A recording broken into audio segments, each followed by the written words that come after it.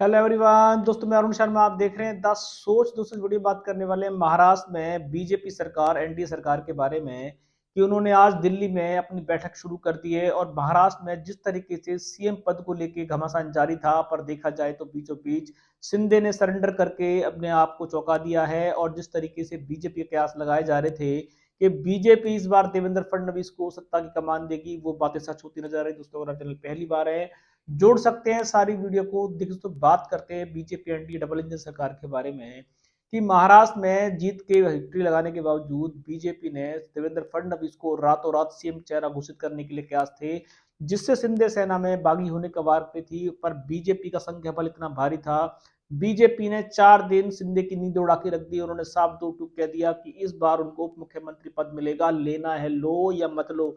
BJP 4 से 5 विधायकों को जोड़कर सरकार का गठन कर सकती थी, जिसके चलते शिंदे की नींदें उड़ गई। उनके लड़के का भविष्य भी दांव पे था और वो नहीं चाहते थे कि इस बार बीजेपी से लड़ाई करके तीसरी शिवसेना बना ली जाए, क्योंकि बीजेपी उनकी शिवसेना को तोड़ने में ज्यादा टाइम नहीं लगाती। शिंदे की आंखें खुल गई।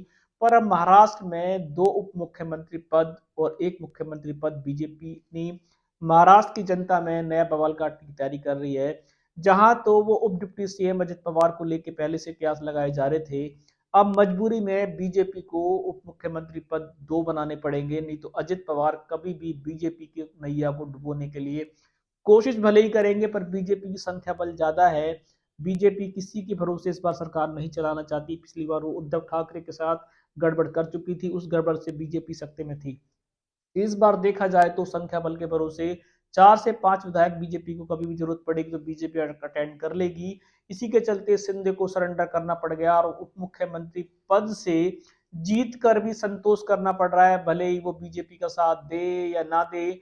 आज उनको दिल्ली में उठक बैठक के लिए बुला लिया गया है, अजित पवार को भी बुला लिया गया है, क्योंकि बीजेपी ने इस बार 2 टूक कर दिया है कि वो उद्धव ठाकरे जैसा खेल नहीं करेगी। अगर बीजेपी का संख्या बल कम होता तो वो उद्धव ठाकरे जैसा खेल करती, 2.5 2.5 साल का मुख्यमंत्री बनाने के लिए शर्त आती। पर वो शर्त बीजेपी नहीं मानेगी, क्योंकि उनके पास संख्या बल शिंदे अजित पवार से ज्यादा है। अब अजित पवार पहले मुख्यमंत्री पद के सपने देख रहे थे, वो तो बहुत दूर चले गए। इस बार उनको उप मुख्यमंत्री पद मिल ही जाए तो गनीमत समझे, क्योंकि बीजेपी उप मुख्यमंत्री पद 2 दे सकती है, पर इसकी सटीक पुष्टि नहीं है। दिल्ली में ही ये जाके क्लियर होगा कि 2 मुख्यमंत्री बनेंगे या नहीं बनेंगे, या अजित पवार को क्या बड़ी जिम्मेदारी दी जाएगी।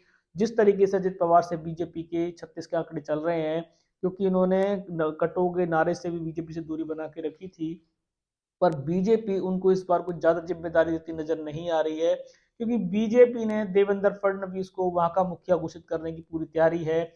और बीजेपी का देवेंद्र फडणवीस पहले भी महाराष्ट्र की राजनीति में कुछ ज्यादा गुल नहीं खिला पाए थे, पर बीजेपी चाहती है कि देवेंद्र फडणवीस को मुखिया बनाया जाए, क्योंकि जनता में देवेंद्र फडणवीस का क्रेज इतना है नहीं।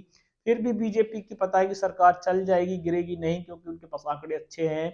इसके भरोसे वो किसी के साथ समर्थन करने को तैयार नहीं है। मजबूरी में शिंदे को ही घुटने टेकने पड़े हैं, अजित पवार को भी घुटने टेकने पड़ेंगे, क्योंकि वो इंडिया गठबंधन में जाएंगे नहीं और उनको 5 साल कहीं तो काटने पड़ेंगे। तो अजित पवार की भी मुश्किलें हैं कि बीजेपी को वो आंखें अब नहीं दिखा सकते। बीजेपी की संख्या बल ज्यादा है। अब दोनों की जीत के बावजूद भी देखा जाए तो गर्दन बीजेपी के हाथों में ही है। वो जैसा चाहेंगे अजित पवार और शिंदे को मानना पड़ेगा। अब देखते हैं कि क्या 5 साल ये दोनों बीजेपी की हाँ में हाँ मिलाएंगे, या उप मुख्यमंत्री पद से सहानुभूति जताएंगे, या कुछ समय बाद अपने अपने सुर चेंज करेंगे। इस रुझान पे सटीक विश्लेषण लेके आएंगे। अगर आप चैनल पहली बार हैं, जुड़ सकते हैं सारी वीडियो को देखो। तो मैं अरुण शर्मा मिलूंगा नई सोच के साथ। अपना ध्यान रखें। नमस्कार।